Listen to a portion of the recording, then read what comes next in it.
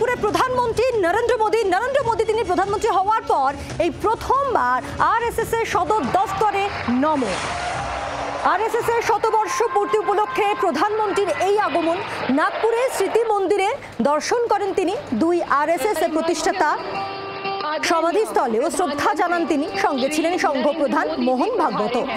RSS এর ভূয়সী প্রশংসা করেন নরেন্দ্র মোদী। আরএসএস রাষ্ট্রীয় চেতনার অংশ। সংঘ ভারতীয় সংস্কৃতির আধুনিক অক্ষয় বট। যেখানে সেবার কাজ সেখানেই স্বয়ং সেবক বলেন মোদী। একই সঙ্গে কংগ্রেসের সমালোচনাও করেন তিনি। नागपुर में स्थित डॉक्टर हेडगेवार स्मारक समिति राष्ट्रीय स्वयंसेवक संघ के संस्थापक हमारा राष्ट्रीय स्वयंसेवक संघ भी एक ऐसा संस्कार यज्ञ है जो अंतर्दृष्टि और बाह्य दृष्टि दोनों के लिए काम कर रहा है। संघ के संदर्भ में कहेंगे तो 1 घंटा शाखा में स्वयं का विकास और 23 घंटा उस विकास का उपयोग समाज के भलाई के लिए, यही वह दृष्टि है और वह दृष्टि देने के लिए ये सारे काम चलते हैं। ये सारे काम इसी दृष्टि से चलते हैं, इसलिए उत्तम चलते और ऐसे ही उत्तम चलते रहेंगे। अनुकूलता पाने के बाद भी, साधन संपन्नता होने के बाद भी करने वालों का भाव यही रहेगा, तब उस साधनों का उपयोग भी अच्छी तरह होकर समाज लाभान्वित होगा। শুভেন্দু অধিকারী বক্তব্য শোনাবো এই প্রসঙ্গে এবং একই সঙ্গে সৌগত রায় এবং বিকাশ রঞ্জন ভট্টাচার্যের বক্তব্য শুনবো।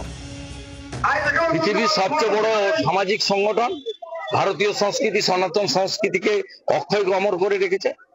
ওটা পুণ্যভূমি, মন্দির। ডাক্তার সাহেবের অবদান সবাই জানে। ভারতীয় সংস্কৃতি, সনাতন সংস্কৃতিতে আমাদের উজ্জীবিত করেছে এবং দেশ আগে। মমতা বন্দ্যোপাধ্যায়ের মতো তো নয়। লোকসভায় বিজেপির ফল তো ভালো হয়নি, ওরা এক সংখ্যাগরিষ্ঠতা পায়নি, ওরা খুব চিন্তিত ছিল।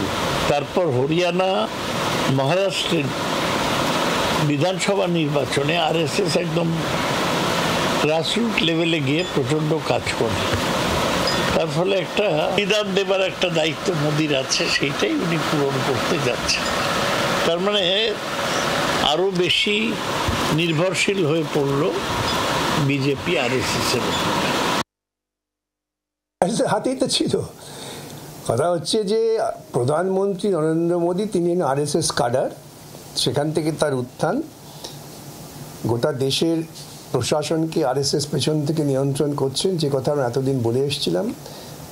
এখন মানুষের আন্দোলন কোথাও কোথাও বাড়ছে, তাতে যে চাপ সৃষ্টি হচ্ছে, এই চাপ সৃষ্টিতে মানুষের মধ্যে ক্ষোভ বাড়ছে। এটা বুঝেই এখন আরএসএস আবার একেবারে সরাসরিভাবেই সমস্ত পর্দা খুলে ফেলে প্রধানমন্ত্রীকে ডেকে পাঠালেন। তাদের হেডকোয়ার্টারে আলোচনার জন্য প্রধানমন্ত্রী যাচ্ছেন। বাংলার আওয়াজ, বাঙালির আবেগ, জি 24 ঘন্টা।